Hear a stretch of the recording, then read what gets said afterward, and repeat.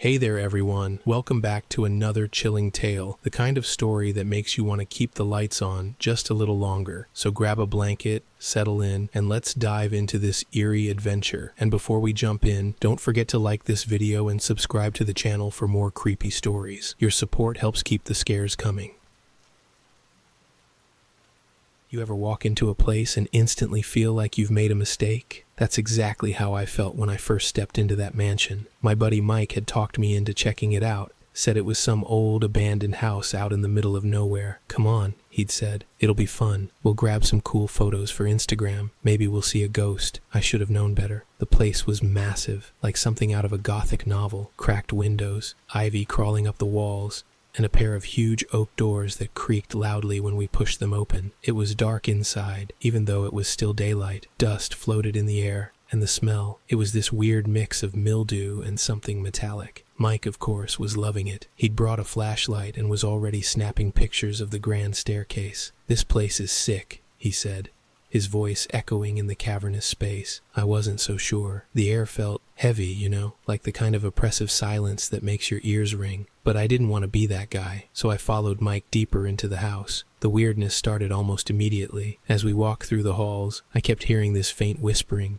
At first I thought it was the wind, but there wasn't a breeze. "Did you hear that?" I asked Mike. "Hear what?" he said, shining his flashlight into another room. I shook it off. Maybe I was just psyching myself out. We found what must have been the dining room. There was this enormous table with chairs that looked like they hadn't been moved in decades. But what really caught my eye was the chandelier. It was still intact, hanging above the table, but one of the crystals swayed slightly, like someone had just brushed past it. "Dude, check this out," Mike said, pointing to the wall. There was this massive painting of a family. They were dressed in old-fashioned clothes, like something out of the 1800s, and their eyes seemed to follow you no matter where you stood. "Creepy," I muttered. I was starting to regret coming here. Then we heard it. A loud thud, coming from upstairs. Mike grinned. "Let's check it out." "Are you insane?"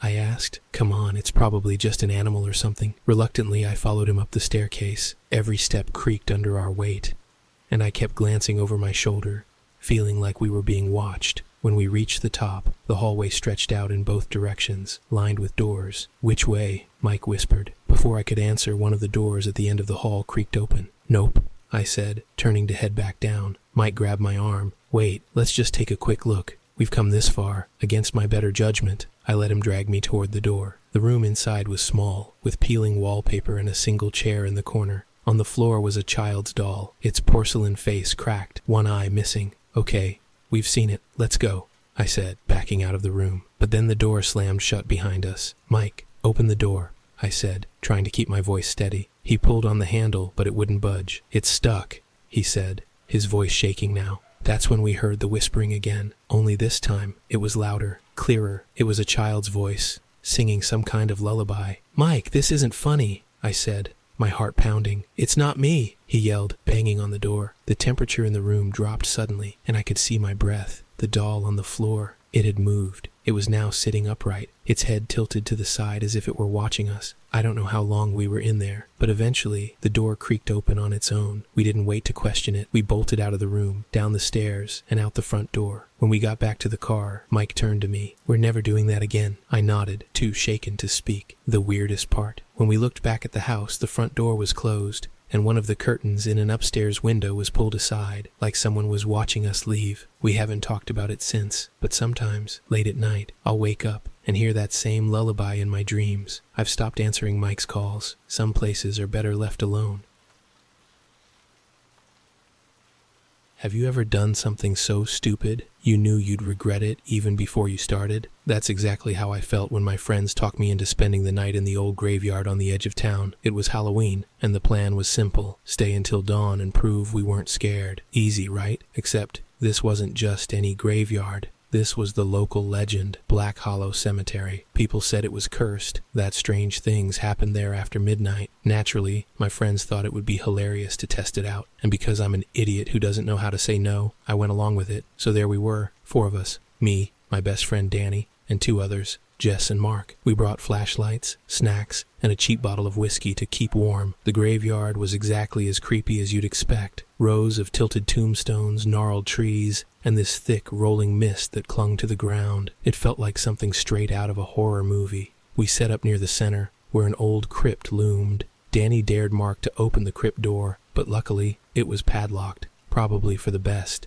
Instead, we sat in a circle, passing the bottle around and telling ghost stories to pass the time. Jess kept glancing over her shoulder, though, and I couldn't blame her. The place had a way of making you feel watched. Around 1 a.m., the temperature dropped. Not like a little chilly, I mean freezing. My breath came out in clouds, and the mist thickened until it felt like we were sitting in a cloud. Then we heard it. Footsteps. At first we thought it was just one of us messing around. Very funny, Jess said, rolling her eyes. But when we all shone our flashlights around, there was nothing. No one. Just the sound of slow, deliberate steps crunching on the gravel paths. Danny laughed nervously. Probably just an animal, he said. But his voice cracked, and I knew he didn't believe it. The footsteps stopped, and for a moment, everything was silent. Too silent. No wind, no crickets, nothing. Then came the whispering. It was faint at first, like the wind was carrying voices, but it grew louder, more distinct. It sounded like multiple people murmuring at once, their words overlapping in a language I didn't recognize. The whispers seemed to come from all around us, circling closer and closer.